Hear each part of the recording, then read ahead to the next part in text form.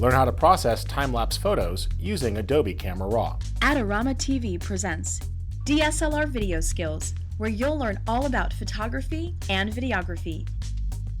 Here's your host, Rich Harrington. This episode is brought to you by Adorama. If you're looking for photography, video, imaging, or tech needs, be sure to check out Adorama.com. It's a pretty cool subject matter, the Panama Canal, and I want to make sure I capture it, so I'm getting a few different angles. Sometimes that means I have to get in the thick of it with the crowds. Definitely getting some good stuff here. It's very difficult with crowds, however, lots of bumping and activity. I'm having to work hard to keep the tripod from getting hit or vibration. But that's okay. We'll go ahead and take a few different angles while telling our story and make it work.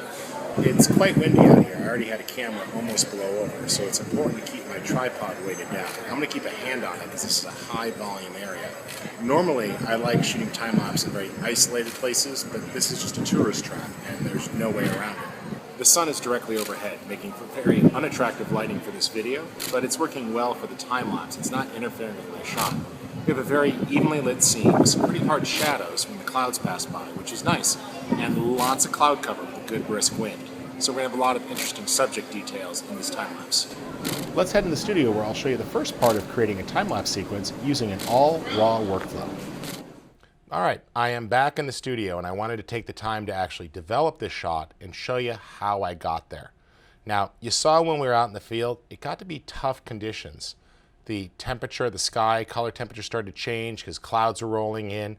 It started to rain. I was literally holding my hat over the lens to try to minimize getting water on the lens. It started to rain pretty hard, but that's Panama.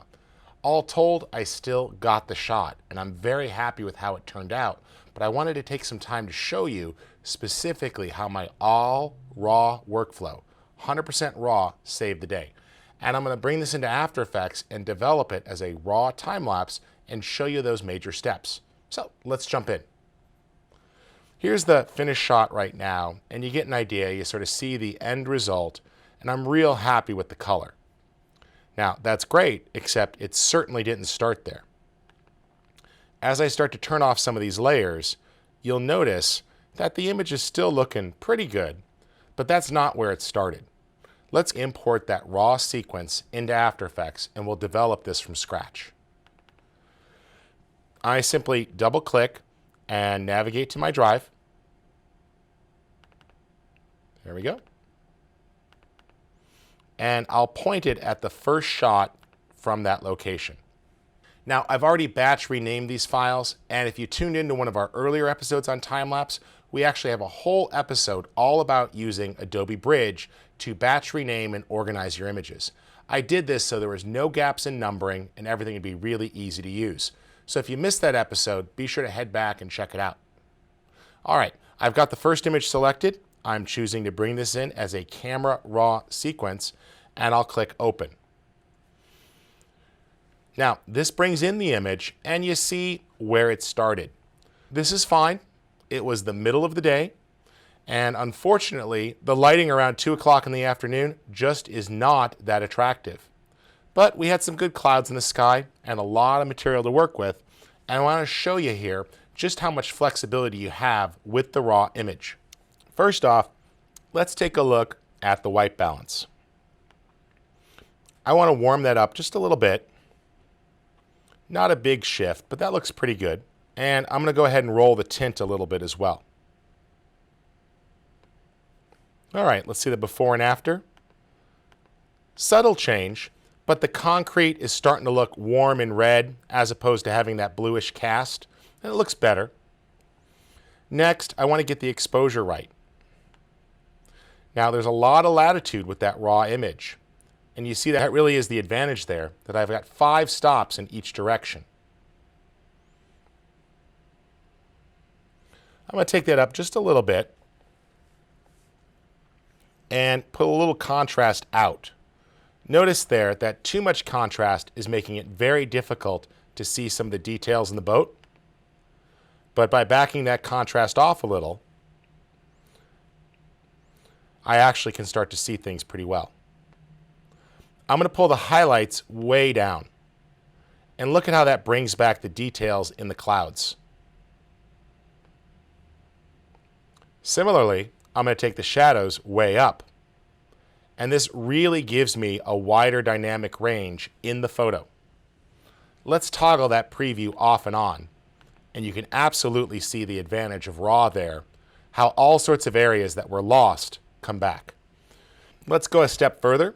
We'll bring the whites up a little bit more so they're nice and bright, and the blacks down so they're nice and crisp. One of my favorite adjustments is clarity.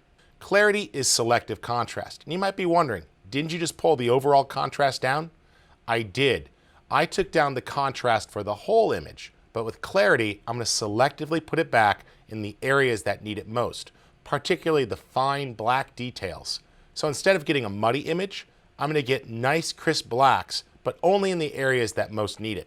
Let's bring that up and toggle that off and on, and you see a really dramatic change there.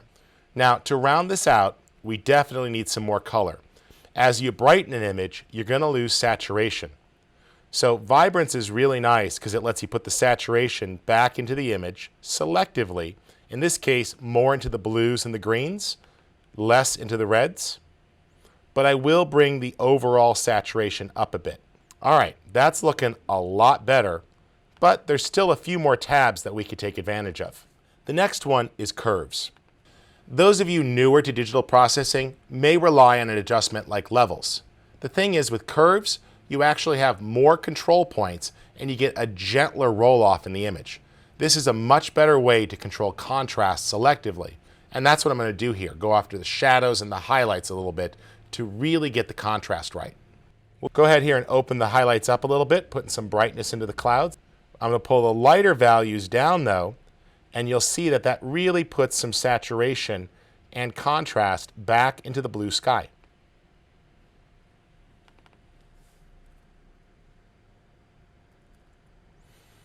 All right, for the darker areas, let's bring that up a bit.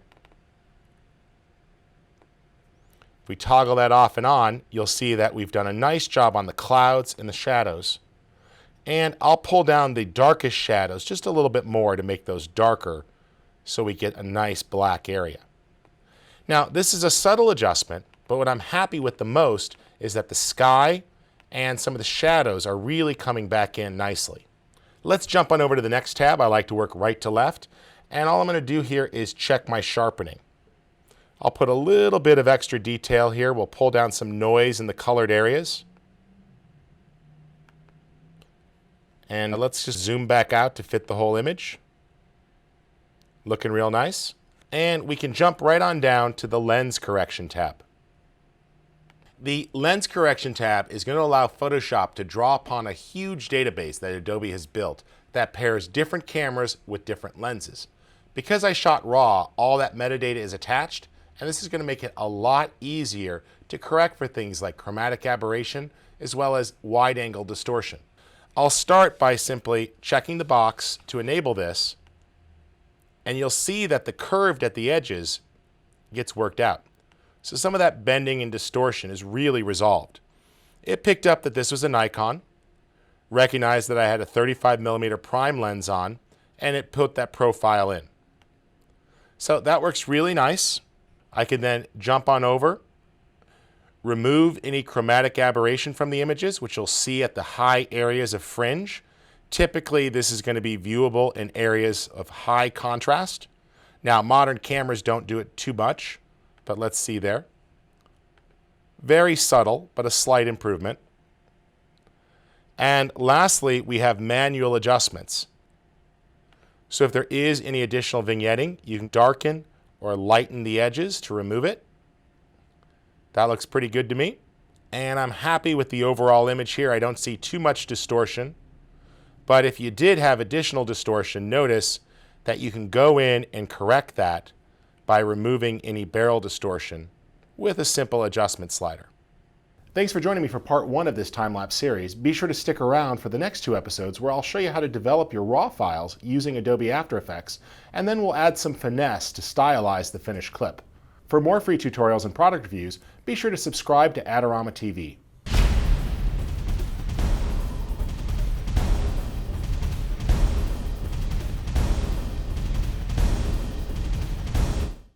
For all the latest photography, video, and computer gear, visit Adorama.com.